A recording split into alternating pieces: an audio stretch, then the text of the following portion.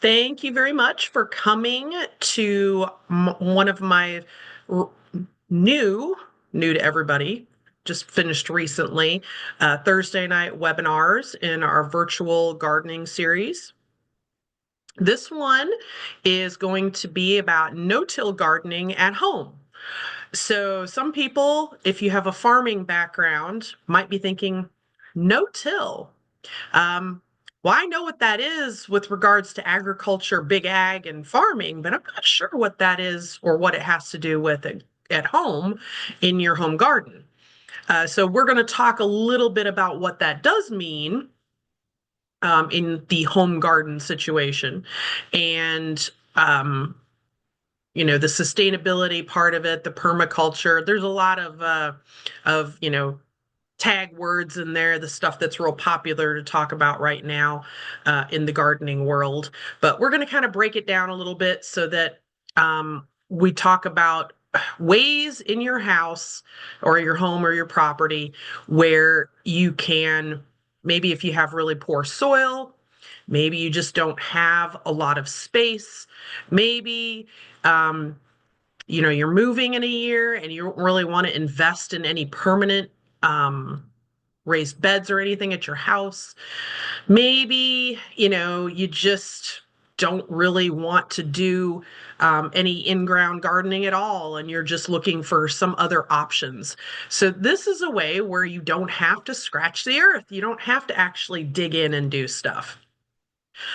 If you do that, there's some other more, I guess you would say, traditional stuff about no-till in there. We'll just kind of barely scratch the surface on cover crops, which that is part of big ag and using no-till, and that the pun was intended.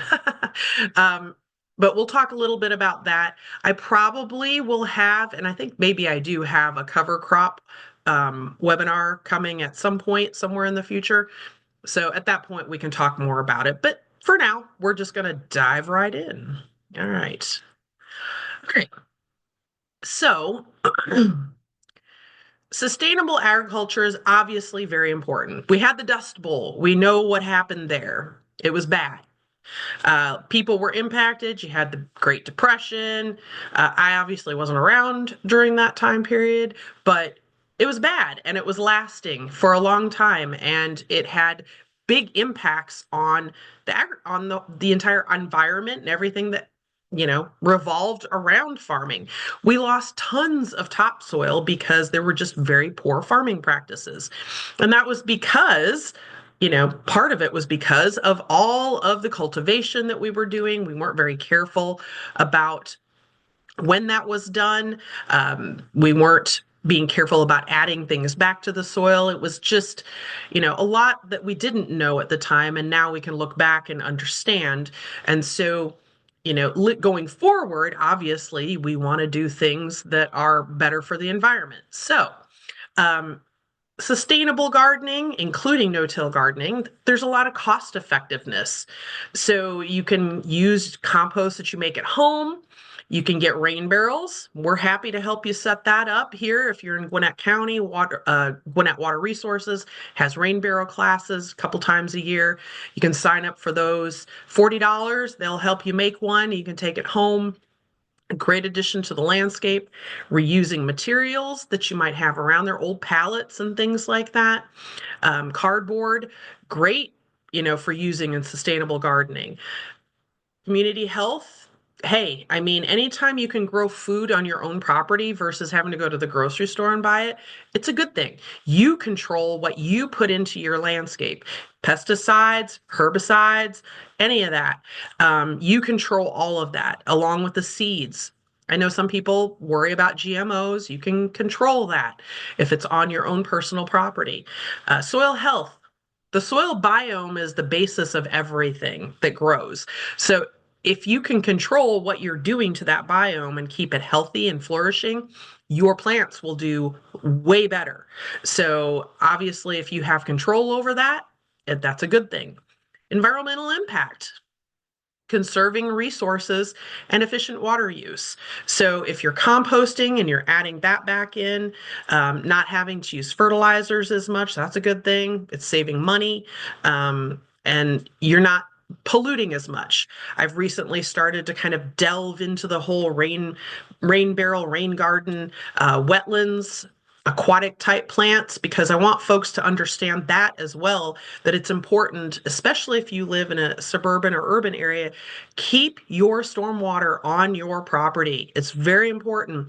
Our streams, our rivers, our lakes are all very impacted, especially after we have a hard rain. We get those pretty regularly here in Atlanta, and in central Georgia. And so it's very important that we control that and not let that roll off our property, but to keep it on. And then biodiversity, of course, if we can contribute by having natives, that's great. And supporting pollinators on our property. So we're growing things that they can use, not plants that come from other places around the world. It's okay to mix and match, but just make sure that we do have some that we're growing that the pollinators can use. Birds, bringing those in, beneficial insects, that kind of stuff, and just having general eco-friendly practices. So, what is no-till gardening? As I mentioned before, people who've maybe got some big ag in their backgrounds are scratching their heads and they're like, well, I know that's where they're not cultivating or they're not digging up the soil, right? Basically the same, just a little bit different when you're talking about it in a home landscape. So that's going to be how you're going to grow plants without tilling the soil. And you're like, well, how do you do that? Well, the obvious one is going to be raised beds, but there's all sorts of other ways that you can do it and different methods used around the world. So when you till the soil, the obvious, I guess, thing that we kind of look at is that kind of disrupts the whole soil biome.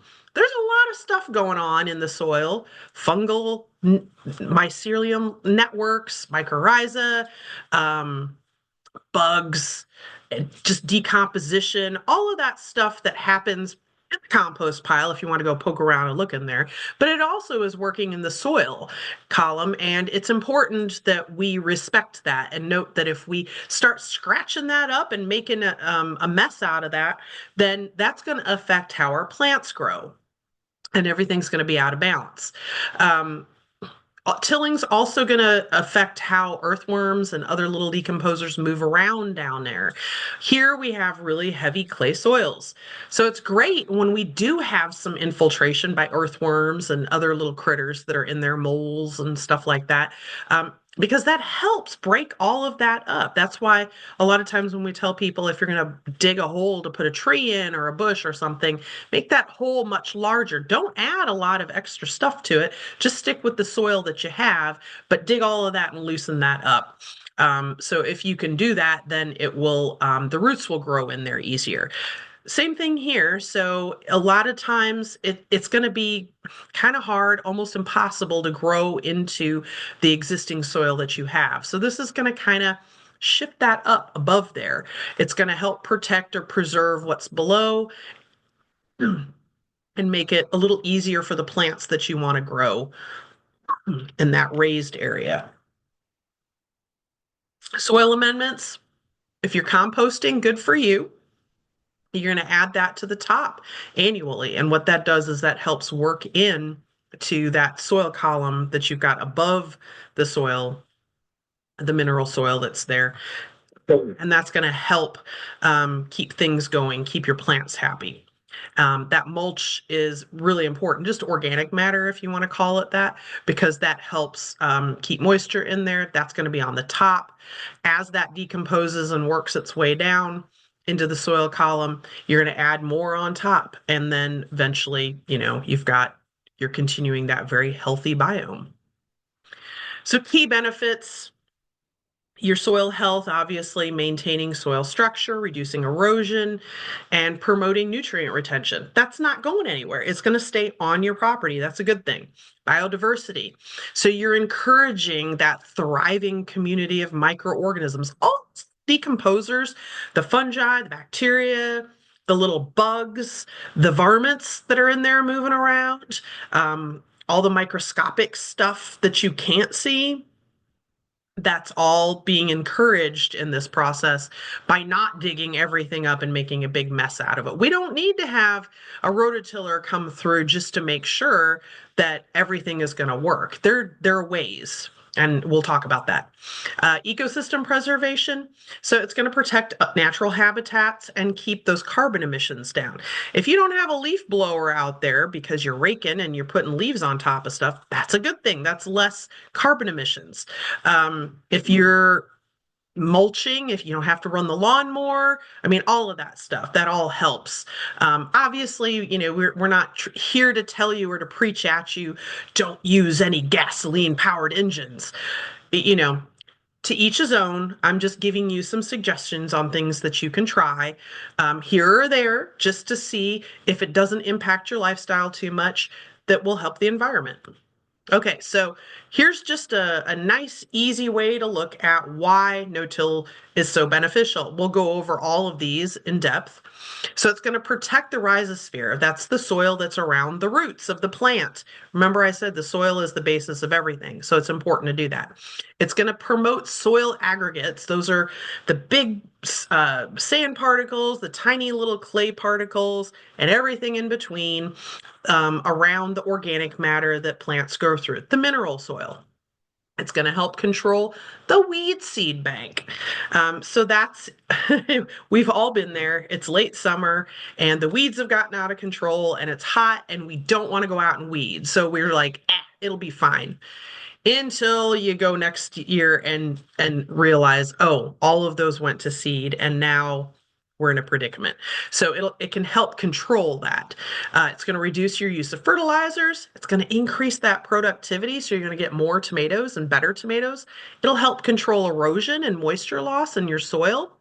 And soil that's not exposed to sunlight, that can kill soil organisms. So sometimes people are like, yes, kill the bacteria, kill the fungi that are in my soil. That's why solarization is a thing, but sometimes not. When your soil is in balance and it's healthy, there's no need to do that. So that mulch is going to protect it and ultimately less work. So the types, and again, I'm going to go over each of these. Lasagna gardening. I know it's around dinner time. I haven't eaten yet. I'm hungry. So this is where you're layering compost, cardboard, and all of that stuff. And you're doing that over the top of the existing hard pan clay, if that's what you have. Hugelkultur. And I've got the phonetics there because I want everybody to understand how to properly say it. Because if you look at that, and unless you're a German person, you're probably going to mess it up. But Hugelkultur, originating in Germany, using, and you can see the little picture there, larger logs surrounded by smaller logs, surrounded by other organic matter, branches, leaves, grass clippings, all of that, and then putting some soil on the top. And as it all breaks down and provides nutrients, you're growing on the outside. And it can be done in a very small area. Straw bale gardening, I've done that myself. This is a temporary kind of thing. So if you're in a place where you probably won't be there, maybe an apartment after a year or so, but you still want a garden, this is a good option. Kegel gardening, used a lot of times in arid regions, and it's an easy way to walk right in, allows composting, you can plant stuff in there. It's very efficient. A mandala, that's a raised bed in a circular pattern. We'll look at that. Living mulch.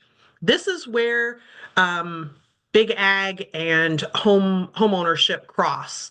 So living mulch is going to be a cover crop. So similar to what a farmer might do, you can do that also. So that means planting cover crops in your raised beds if you're not going to plant over the winter, let's say, and you may only do summer gardening. So here you can plant things in the soil in the fall. They'll grow all winter long. They'll put nutrients back in there. And then in the spring, you can either till that under or just plant in there.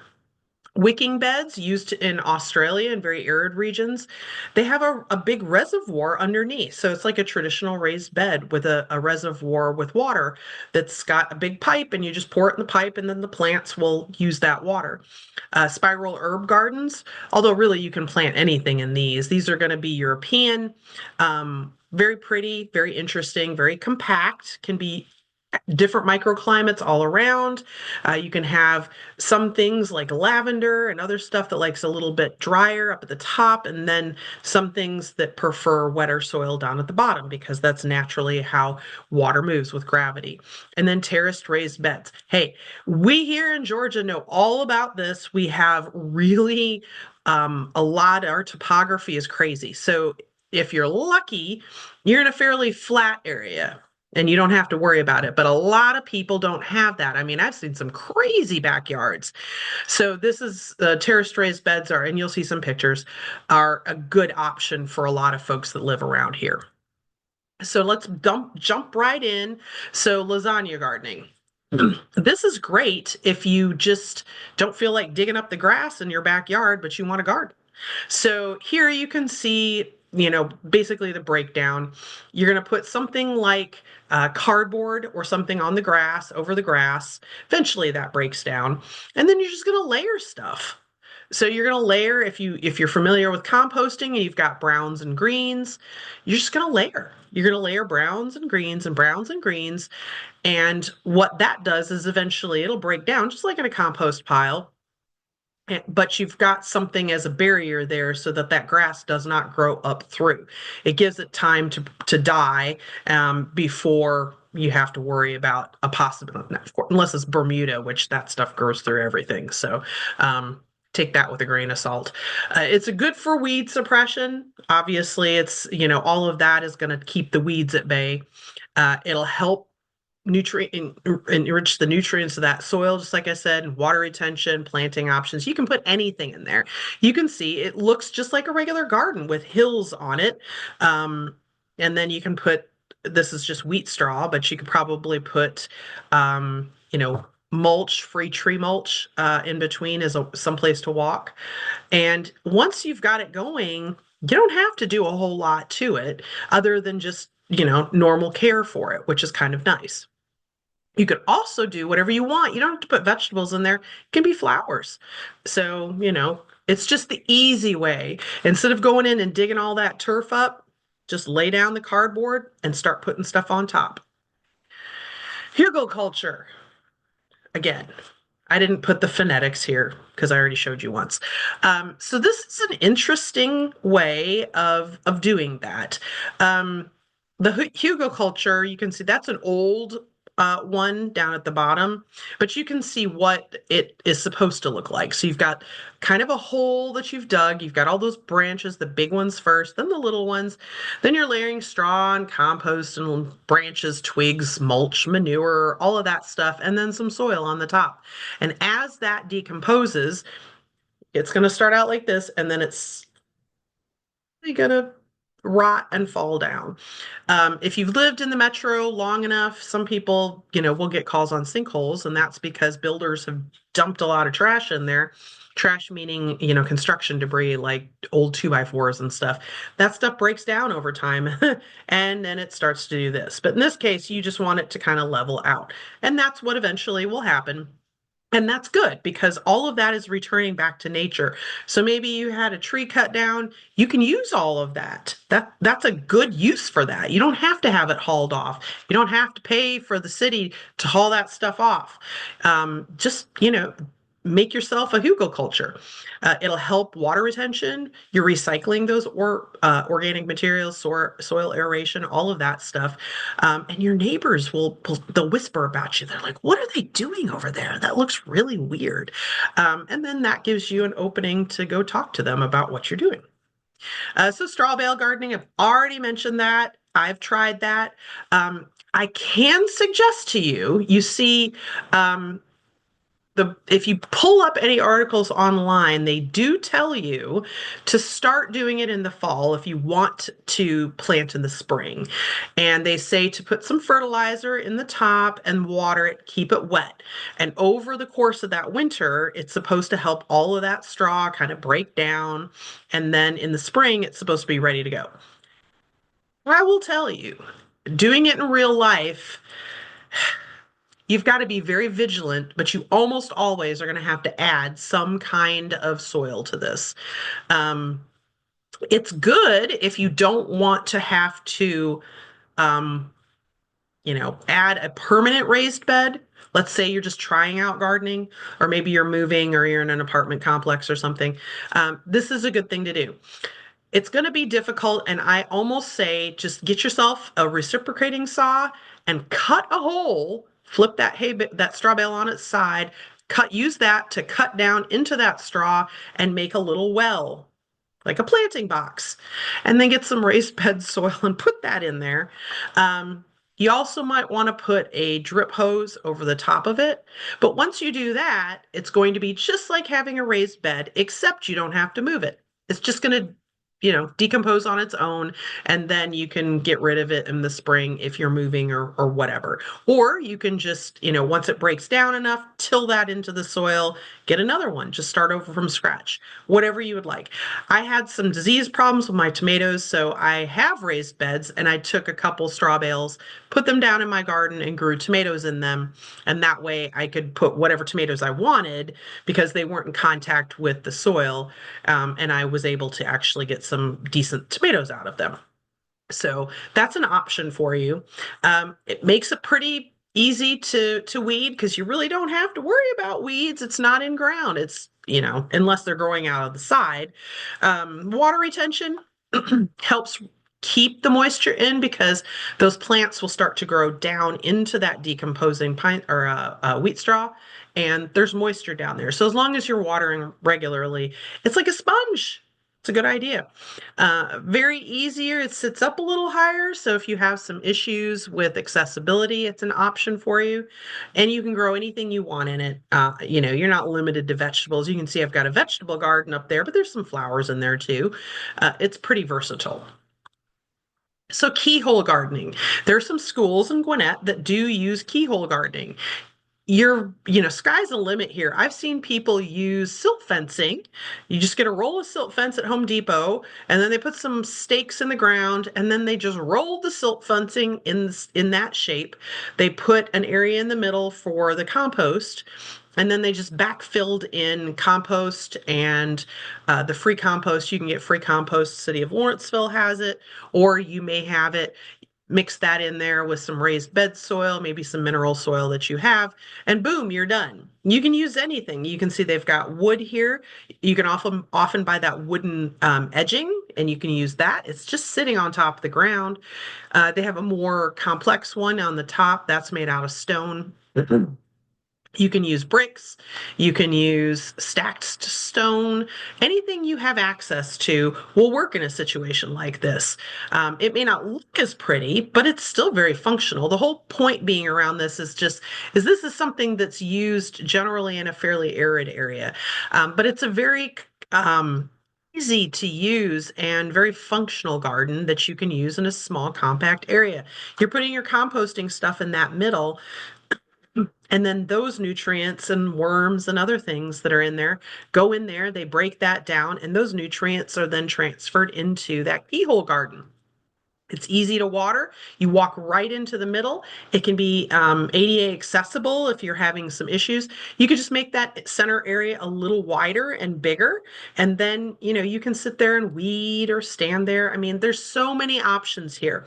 This is a really good one. And then if you need to move it or get rid of it, take up the wood, take up the bricks, unless of course you've mortared them together, and then just haul off the soil and it's gone. So easy peasy.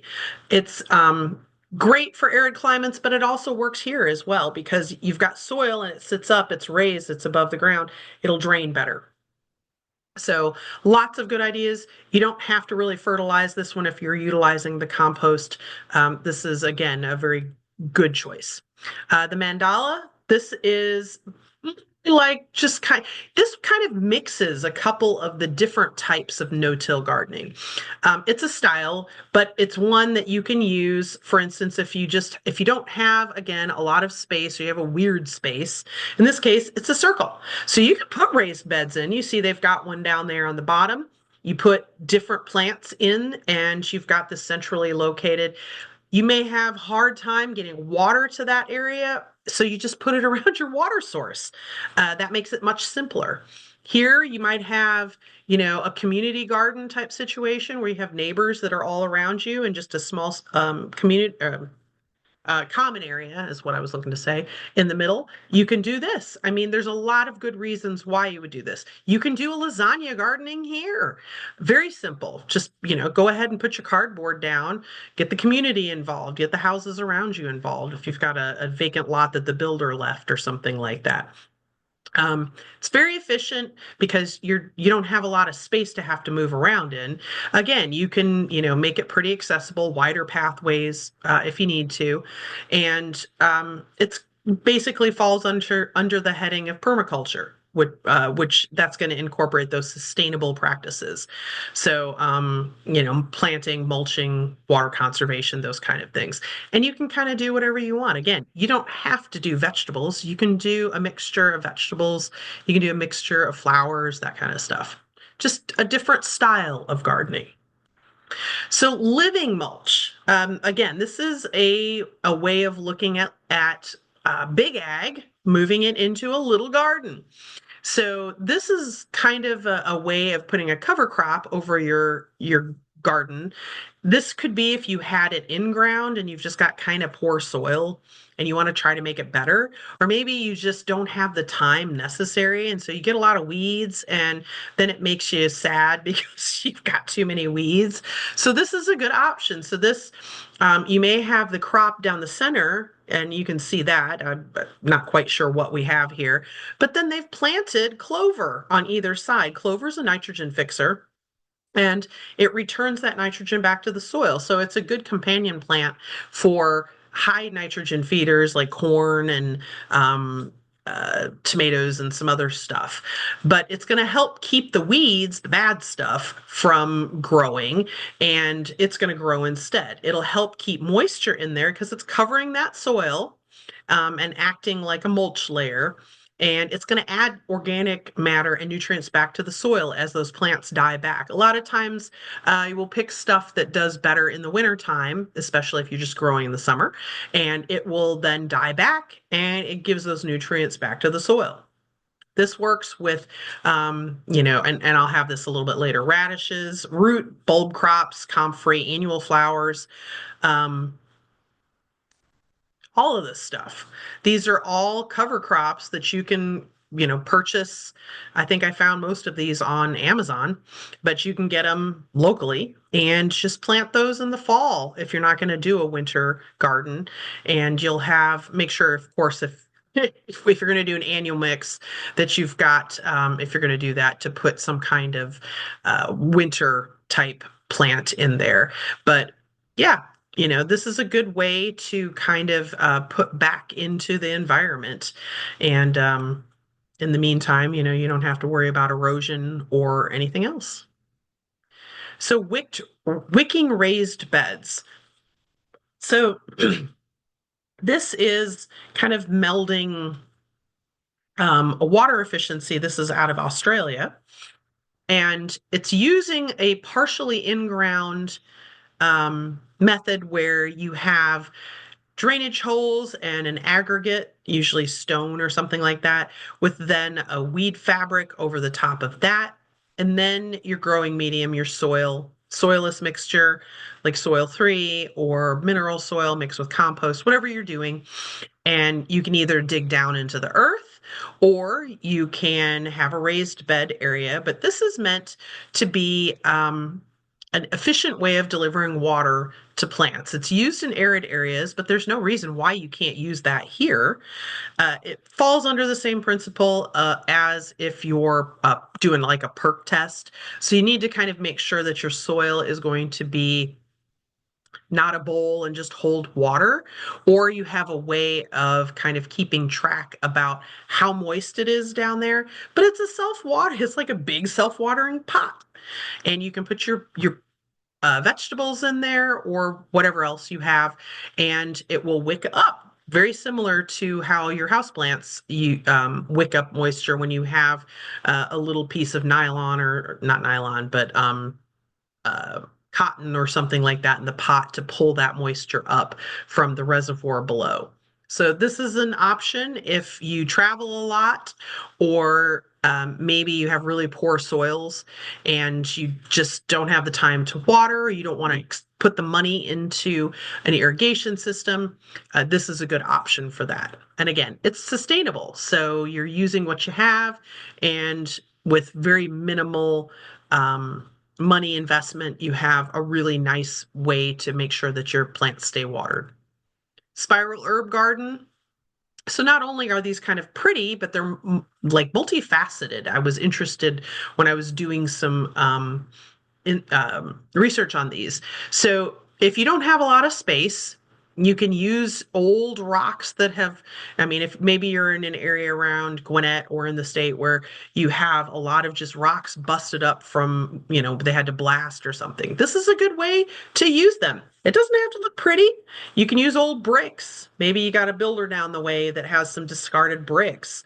It's a good way to do that. So you can just collect rocks and make yourself just a little spiral. And the nice thing about this is that top part, you can do herbs, but you can also do other stuff. That top part is going to be higher, and then the bottom part will be lower. You could put a little drainage tube. You can put a little PVC pipe in the base with holes in it. And then you can see that top picture, there's a well with water. So they have a little concrete area or something that they've put down there, and then there's a drain. So as they water that top part, it drips down through, and then it hits that PVC pipe and it rolls in there. And then not only do you have a place where the birds can come, other little animals, and so that's nice for pollinators. It's, a good design. And then plants that need more moisture down towards the bottom of that spiral. So they're getting that water that's moving down through the soil column and then out and around. So, it's a good little microclimate kind of adaptation. So you can grow this, again, this says herbs, but you can grow anything. You can grow plants that prefer maybe a little wetter feet down at the bottom, drier feet up at the top. And it's, not going to take as much water because it's just a very compact area and it drains down. You can do however size you want. Terraced raised beds. So I mentioned that we've got some really crazy yards here in Georgia, northern Georgia. Some of you out there may have a new build and you got one of those crazy backyards and you're looking at it, you're scratching your head, and you just don't know what to do. As expensive as real estate is these days, sometimes you like the house, but you hate the lot, and you got to buy something, you buy it. But this is a good option. Yes, it's going to be a little bit of money, but it's going to make it usable for you. So this is a hardscape. You're going to have to put some time, energy, planning, and effort into this. It's probably a professional job for most people, but if you're handy, you can do this yourself. It's going to require, some landscape timbers. You might have to do some grading, so you would have to get a bobcat in there, but it's completely doable and it will make your yard usable. That's probably the most important thing. It improves property value.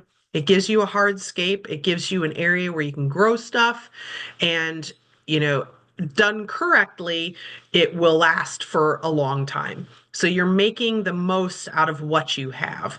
And in this case, where you had virtually no flat area, you can make flat area. So if you have kids and you want them to be able to go out there and play, this is something that you can do for them and for you if you like to garden.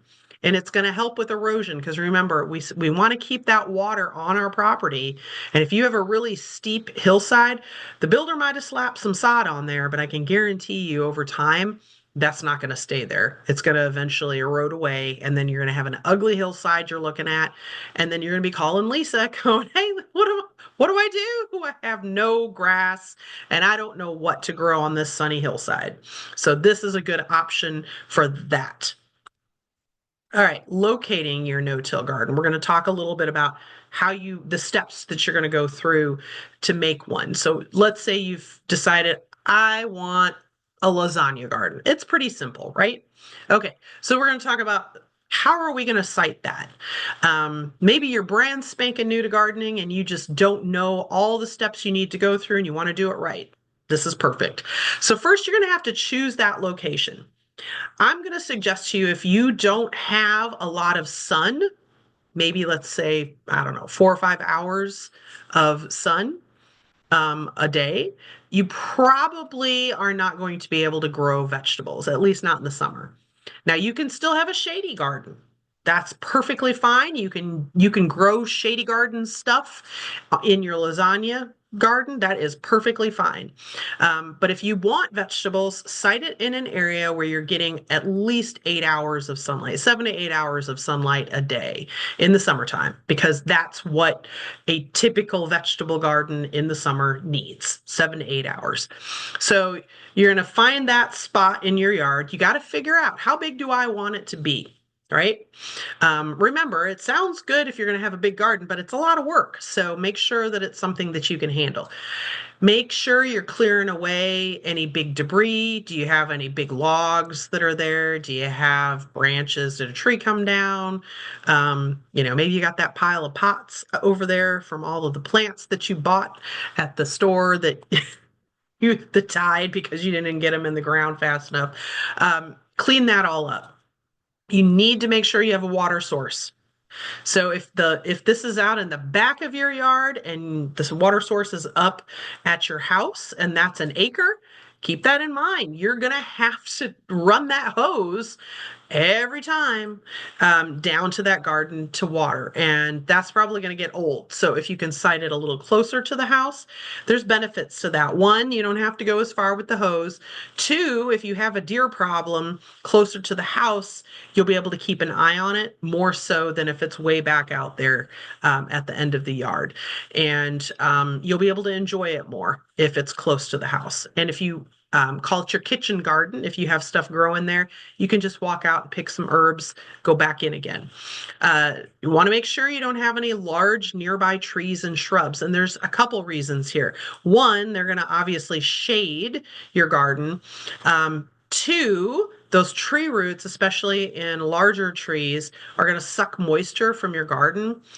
But the third one that's not on there, and I should have caught this, is you don't want to overlay a garden like this, a lasagna garden, over the root system of a large mature tree. You can smother that tree. Tree roots need to breathe just like you and I do.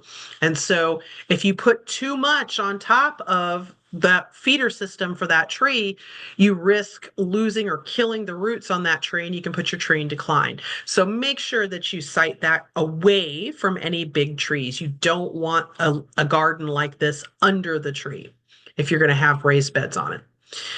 And in that clear area, make sure you're getting rid of any woody vines, shrubs, briars, rocks, that kind of stuff that can grow up through, because some of that's pretty persistent, like greenbrier. That's one, or English ivy, or you just got to make sure you got to get rid of all of that. Cut those grass, get those weeds down close to the ground.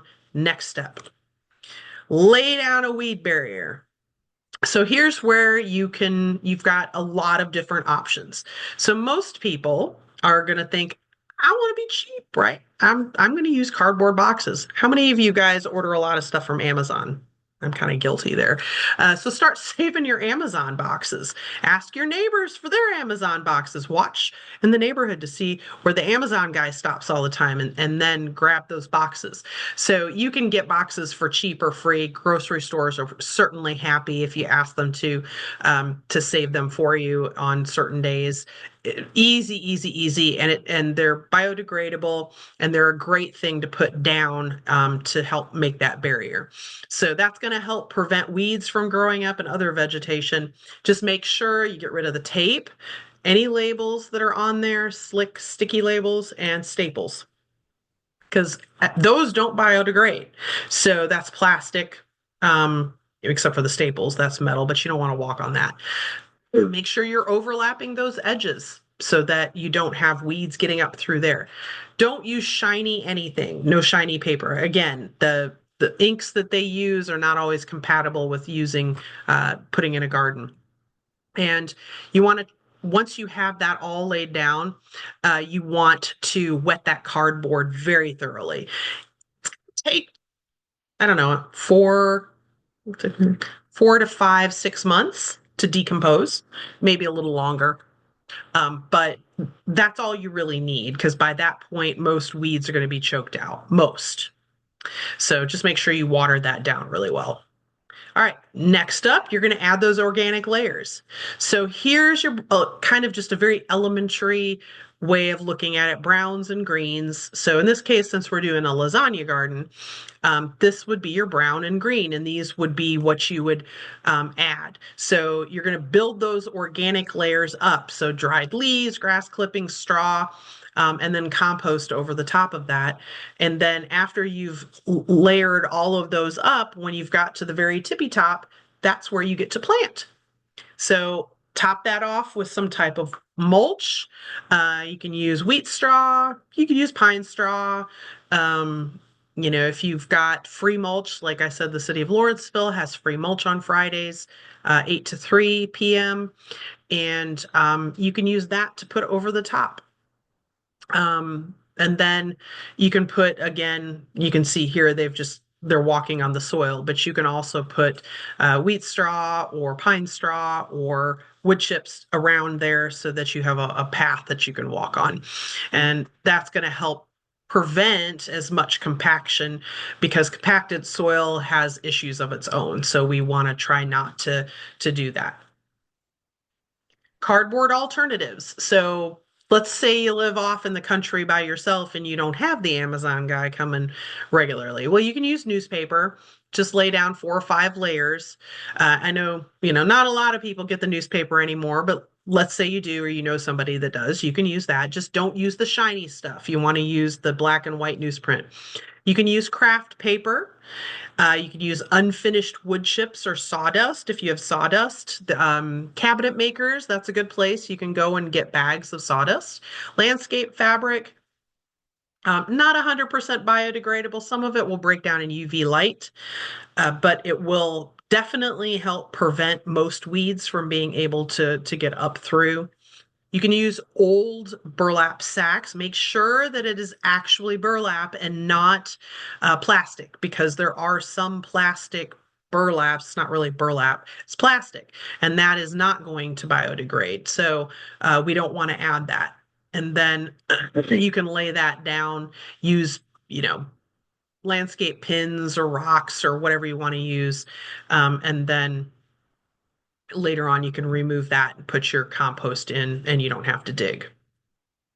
So planting. So you want to allow some decomposition time if possible. Let them decompose for several months. So for instance, let's say that you don't do winter gardens, but you do a summer garden. So this is a project you probably would have taken on in the fall, and then you would let it go all winter long. And then in the spring, you're ready to go. Things have decomposed enough that you're okay to go ahead and plant, and then you can just jump right in and enjoy it. So you can plant seeds. You're going to sprinkle a thin layer of soil over the top of that compost. If you installed this without that decomposition period, you're going to go ahead and add raised bed soil over the top layer of all of this, and that's what those seeds and seedlings are going to grow into. In lieu of allowing it time to decompose. So you still have to get the raised bed soil, but you're able to speed it up. So if this is what you're going to do this coming weekend, you can still do it.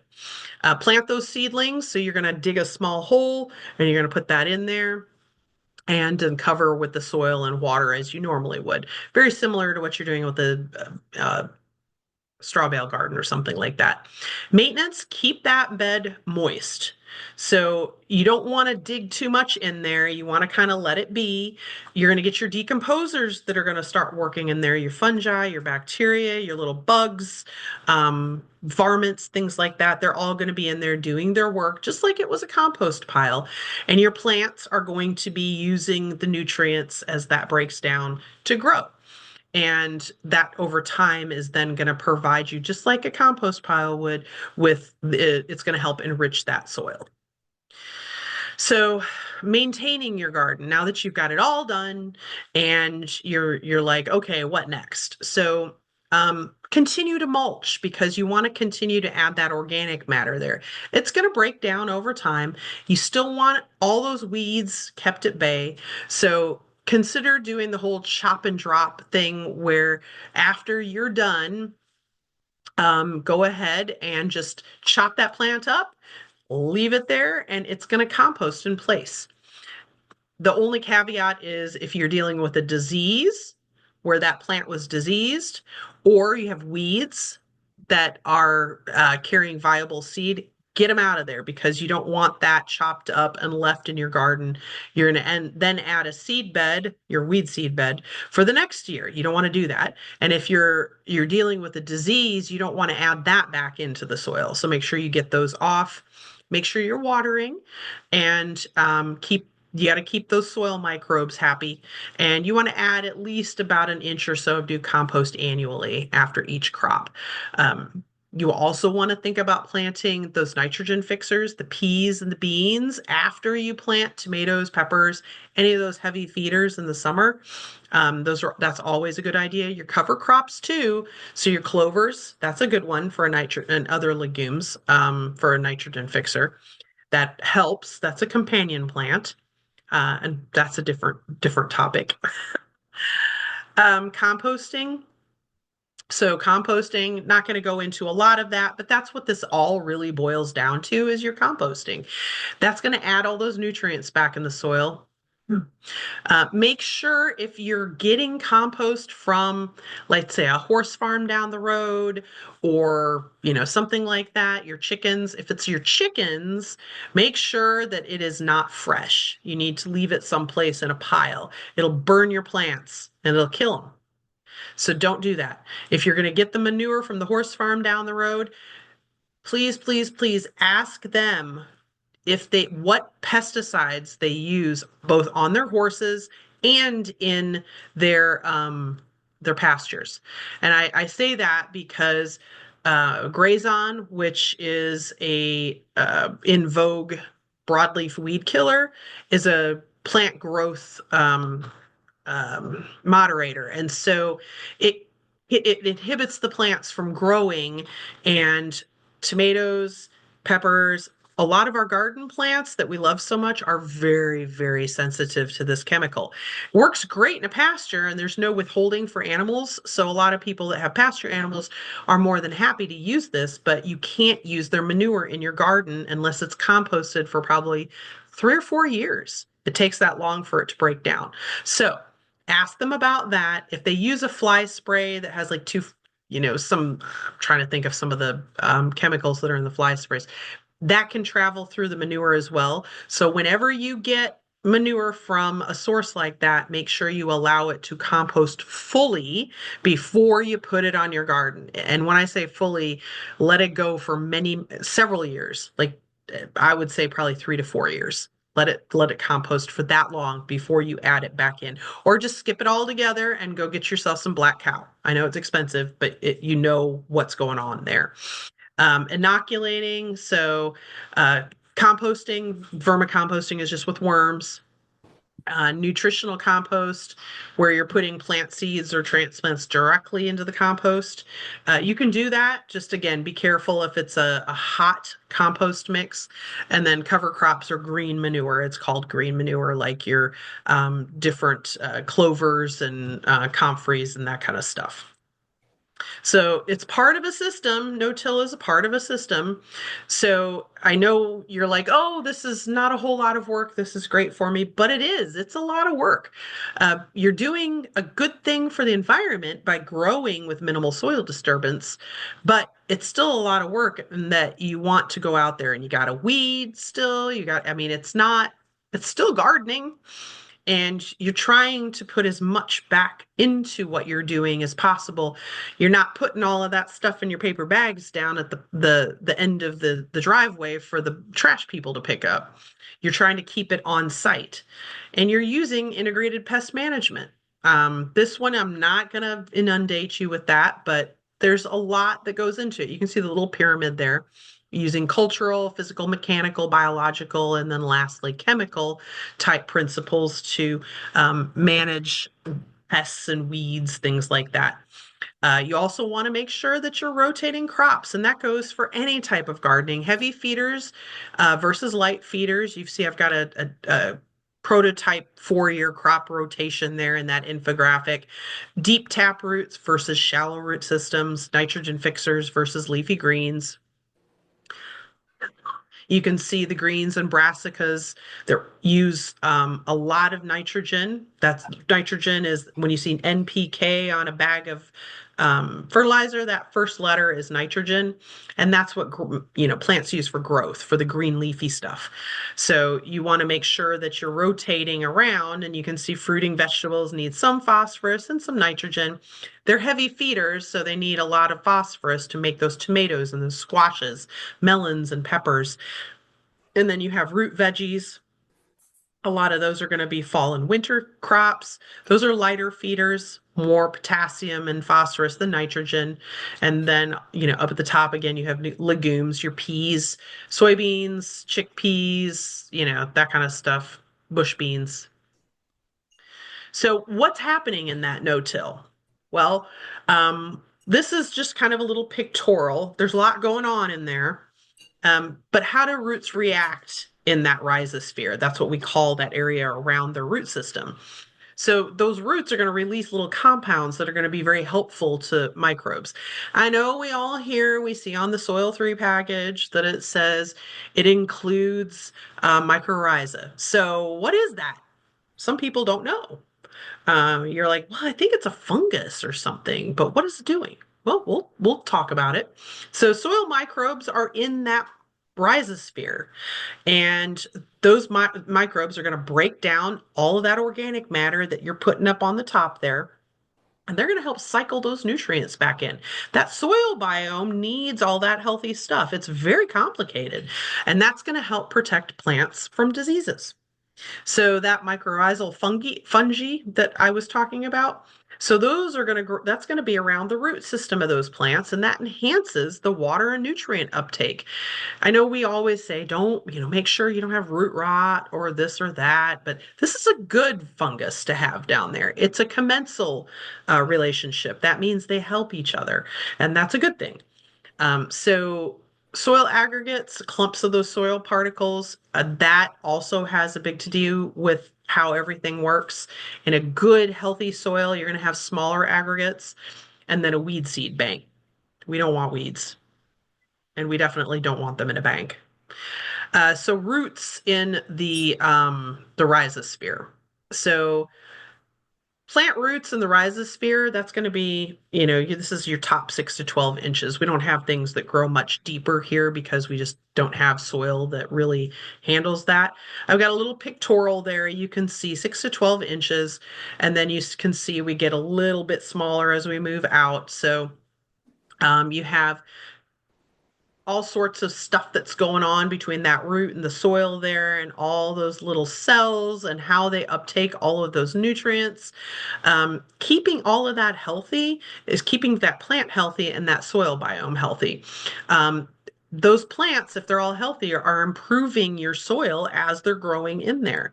Those roots are going to secrete water, a little bit of water and mucilage and other stuff in there. And you want to keep all of that wet because that's going to help keep those little microbes that are living around there. You can kind of see them, all the little red and yellow microbes there. Keep them happy, and you don't want them to die. They're doing good things for the soil. And then, of course, the mycorrhizal fungi are going to colonize in that root system, and you can buy that and add that yourself to speed the process along and bring back some nutrients. Oops. So soil microbes, you can see all the little soil microbes and what it does. This is the micro zone. So it's right around that root, kind of right around there. If you please mute yourself. Hang on a second. Yes. Okay. So all of these, the fungi, the protozoan, bacteria, algae, all of this stuff, that's all in and around in that microzone around that root. So that's going to have like a symbiotic type relationship. And that's all good. That's nitrogen fixing bacteria. So if you've got legumes and all of that, that's all very good. We like that. We like a healthy soil biome. And then, of course, the mycorrhizal fungi. That's going to live right around the root system, and you can see what it does. So you can see down below, I've got the roots there. You can see a plant that doesn't have that versus a plant that does have that. So it's extending out that root network and it's allowing that plant to actually get more nutrients, more water, all of that stuff. Most plants are going to benefit from that, like 80 to 90%, but there's a few you can see azaleas, beets, blueberries, that kind of stuff that don't really benefit from that, but it helps the plants access more water because that the fungi grows out further, and it helps convert and bring in some of those nutrients that they need. So you can see the soil aggregates. Just, I know I've mentioned that a couple times. Again, um, this is kind of what Georgia soil looks like. It's either really, really orangey red, or you might get the sandy colored, but it's got a lot of clay in it. And clay isn't bad. I don't want people to think it's bad. It just needs some improving to make it better for plants to grow in. Microorganisms are perfectly happy to live there, but adding a little bit of sand or some silty soil, that kind of thing, is a lot better. And you want to try to have a variety of those, because if you don't, then you end up with what you see down there, which is that cracked surface. So I'm sure a lot of people are, if you don't have vegetation over all of your soil. You can see this in the summer. If you've got a low spot where you don't have anything, the clay will get saturated and then it dries up and it'll crack like this. Not good. So formation, just kind of, this is, you can get this, it's going to be affected both by chemical charges, positive or negative on those particles. If you're going and tilling up the soil like you do in with a tiller for your garden beds, or a shovel or something like that, just like farmers do, walking on the soil will compact it. And then, of course, earthworms and plant roots and stuff like that. So this is weed seed banks. I'm running a little behind. I like to talk. I did want to mention this. Here you can see weed seeds. Most people don't realize how long weed seeds can stay viable. Um, you can see here it could be anywhere from 1 to 1,000 years and sometimes more. They're actually able to germinate stuff that's come out of glaciers. They've germinated stuff that's like back from BC times. This is a picture of a clear cut, and these are foxglove. This is out in the Pacific Northwest. So, what my aunt lives out in the Pacific Northwest, and as we went and visited some years ago, I noticed all these beautiful foxgloves out in it's not really a pasture, I guess, the fields where they had just clear cut trees. They do a lot of logging out there. It's just that's the agriculture they have out there. And I was like, look at all those beautiful flowers. They're so gorgeous. And she mentioned, she's like, yeah, she said most of these are old growth stands. So they could be 60 years, they could be 100 years, they could be 150 years. She said those foxglove seeds lay dormant from the last time it was harvested. And then they come through, and when the trees are mature, they harvest them. And then the foxgloves, now being exposed to sunlight, have what they need to grow. And so those seeds may be 150 years old, or older if it's, an older growth stand. Here, we have a decent amount of growth, but out there it's crazy because obviously it's a lot more temperate and you have a lot more rain. So sometimes you'll see a tree that might be, if it's 100 years, I mean, it could be 10 feet wide. You don't see that here. It would take 500 years for a tree to reach that circumference here, but out there, not so much. So you could conceivably have a tree that's a swath of forest harvested 150 years ago, that's considered old growth. But yeah, I mean, it's unusual, but it's beautiful. But anyway, those seeds have been there for like 150 years. So some things can, determine the viability. And one of those, and I'm put that here also, allelopathy, which is what you think of with walnuts. They emit a chemical around the root system that kind of inhibits germination.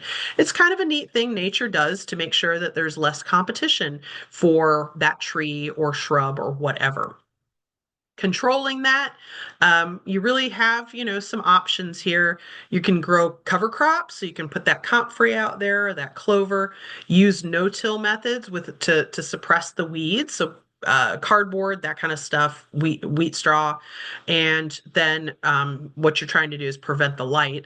You can allow germination and then just pull the weeds. I mean, that's a good form of exercise. And then make sure you get them out before they seed. So the only thing a weed wants to do is complete its life cycle. So if you want to keep that seed bed down, you got to pull it out before it has an option of doing that. Tips, when you've got large rooted plants, especially the heavy feeders, and they're done bearing, cut them up, chop them up, add them back in, unless they've got some type of a disease, or it's a weed. And you want to add those wood chips to your paths. I do that in my own garden. Biochar, that's a big thing now. Some people are like, what's that? Charcoal, basically. You make your own. So don't go get your Kingsford with lighter fluid in it. Buy the kind, just junky old Dollar General charcoal that's just charcoal. You don't want any additives, chemicals. You can chop those up, toss them in a compost pile, whatever, and that's going to help hold water in the soil, and it will continue to break down. It also does a little bit of filtering. So if you've got some stormwater problems where you've got a neighbor up the way that maybe has dogs and it's all flowing down onto your land, you could put a planting bed there with charcoal mix, and that actually helps absorb some of those contaminants. So if you don't plant a fall winter crop, plant a cover crop, and that helps prevent erosion. And then when harvesting and clearing out, again, chop those pieces of leaves and other stuff up, add it back into the ground, add it into decompose. Challenges, compaction. You can plow once. You can use the radish method. Plant some daikon radishes in there, just let them grow and then just let them rot. That adds holes and root channels, and it puts those nutrients back in the soil. You can use a broad fork like you've got in the middle there. Make your own compost. Create mulch pathways and stuff. And how can you do more? Well, you can try to adopt some of what I talked about here. Use those cover crops. Diversify your plantings. Use things that are going to enhance that biodiversity. You might want to put in some nitrogen fixers. You might want to add some pollinator plants. Incorporate perennials. Put some other stuff in there. If you've only ever done annuals like pansies or whatever, throw some new stuff in there. Try to eliminate as much as you can chemical use, herbicides, pesticides. Start composting. There's all sorts of different ways you can do that. Conserve waters. Get a rain barrel. Water your flowers with that. I wouldn't water your vegetable garden with water that comes off of a composite shingle, but if you have a tin roof, you can do that. If you have an alternative type roof, there are ways to do it. Encourage pollinators. Lots of good things there. So all right, that is it. I only went 5 over. Amazing. If you have questions, you can type them in the chat box and I will answer. All right, so some questions. I thought pine was too acidic. No. There's some old wives' tales, and some people are told don't use those. Those are going to make the soil too acidic. It doesn't really transfer back to the soil. Pine chips, like if you have a tree that you had to have removed and it was chipped up and you've got a lot of wood chips, big chunky wood chips, those are perfect for a path. You do not want to incorporate those mixed into the top layer of the soil with your plants because it's called a nitrogen sink. So as those big chunks of wood start to get broken down by the decomposers, those decomposers are going to use nitrogen, which is what your plant needs. So if you're going to do lasagna gardening and you want to get rid of some wood chips, you can use them in the bottom. Okay, so the top part where you plant your plants is going to be mulch or well composted mulch, that kind of stuff, or raised bed soil if you need to. The stuff down at the very, very bottom is you can get by with doing that because those decomposers don't really care. They're going to do whatever down there, and it's not going to affect your plants, 8 layers up. What do you do if you have ants? They have beds all over my backyard. Fire ants, I'm assuming. And if you're trying to stay organic, which is very tough to do with fire ants, they are all over the place. I'm a proponent of, I try not to use pesticides or herbicides if I have to, but there are times that I say it's perfectly fine. And fire ants are one of those. You can use Amdro, which is a bait. They have a whole yard bait, or they just have, you can shake it on your ant beds, and those ants will take that bait and then go back down in and feed the queen, and that's a good way to kill them in there, and then they stay in there. And it's a bait system. There are different ways of delivery. That's probably the best way. They take that bait down in there and then they die in their hills. So I'm okay with that. Spinosad is another, that's an organic way of killing them. But honestly, it can be just as deadly to pollinators. So I would much rather use a bait that's formulated specifically for fire ants, that I know if I put it on a fire ant mound where you sprinkle it around, that they're going to go out there and they're going to forage, they're going to take it and they're going to go back down into their nest. I would feel much more comfortable using that formulation, knowing it's very specific to fire ants only and a bait, versus something else like spinosad that's going to be more broadcast around and would have the possibility of coming in contact with a pollinator and then they die. So, you've got to weigh it out. You've got to know the pros and the cons of each. Can I put down perennials using a lasagna method? Of course, you can put anything down. Oh, you got the question there. You can put anything down that you want. It's just a nice way of not having to dig up the ground before you put all that, you get everything ready. And it's so you can get rid of a lot of your yard waste and other stuff. And instead of sending it off to the dump, you're going to use it on your own property. And then you can have a new planting bed, which, that allows you to go buy some more plants. Win-win. Okay. Let's see. Hay bales can have grays on in them. Yes, correct. You are correct. Thank you for pointing that out. And that is a possibility that you may have to worry about that. You can, you know, I don't really know what to say about that one. You can try lining it. So, for instance, if you're not letting it break down before you use it, you dig that out and you can put soil in there. You can line it. But generally, grazon is going to be used more in animal pasture situations than it's going to be used in hay fields or something else.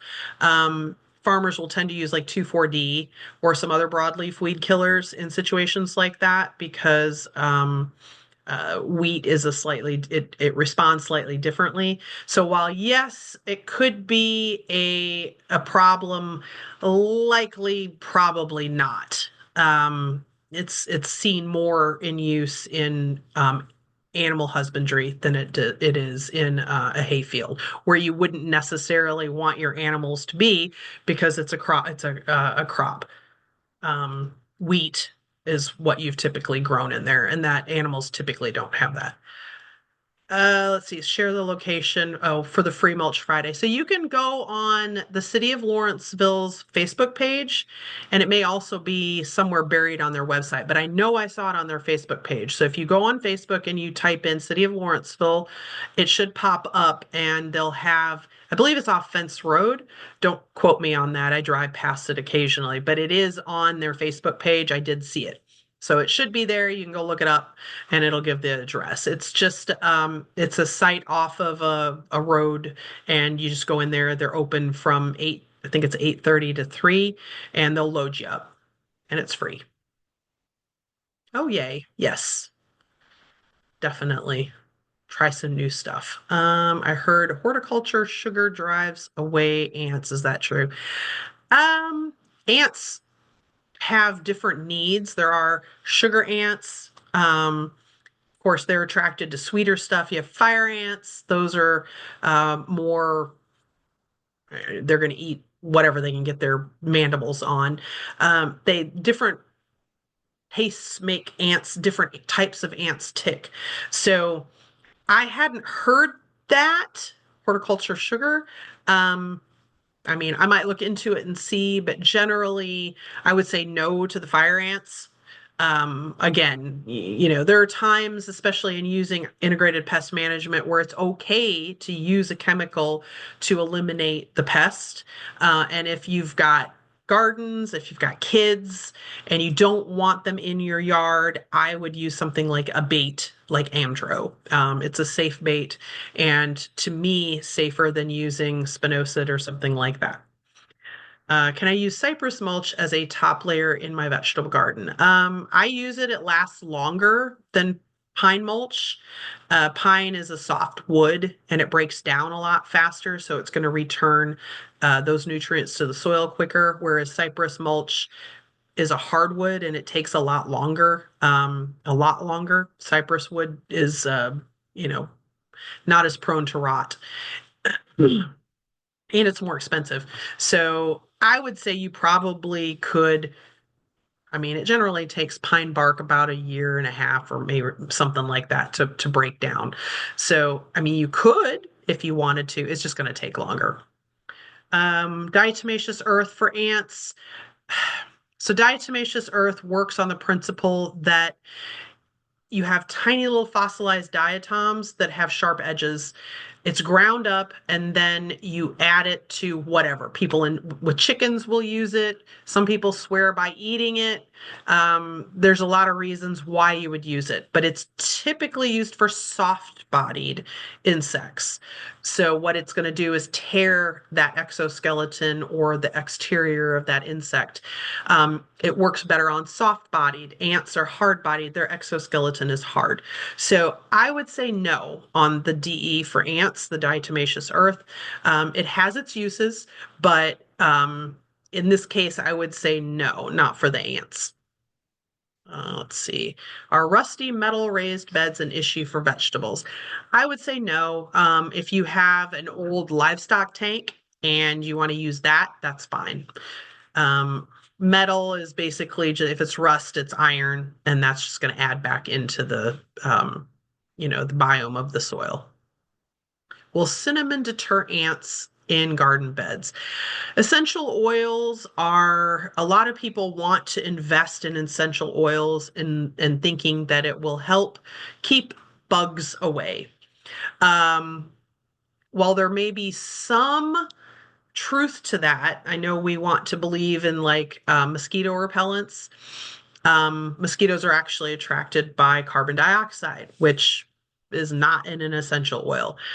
Um, there may be some truth, but there's not a lot of scientific evidence to state that those kinds of things will deter or keep ants or other insects and stuff away.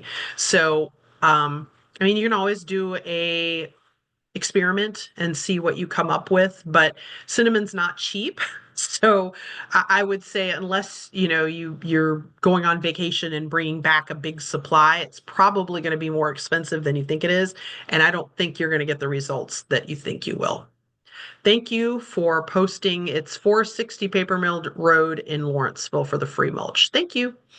That's in the chat for those who are interested.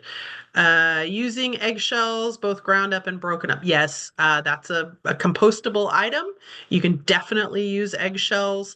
If you want to help them return that calcium return to the soil column quicker, pulverize them in a blender or food processor first and get them down to dust, and then you can add them back in.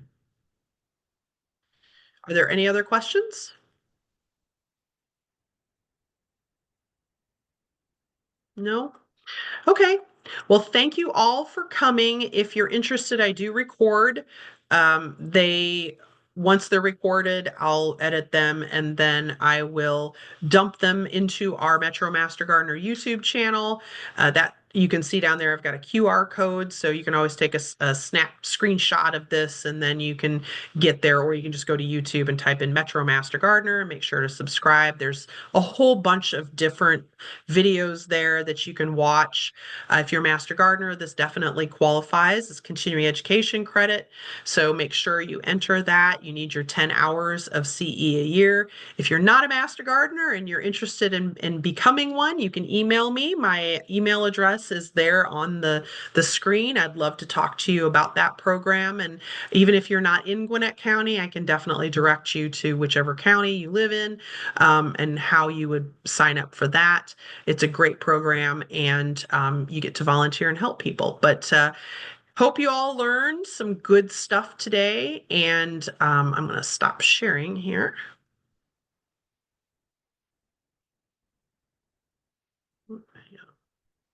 There we go.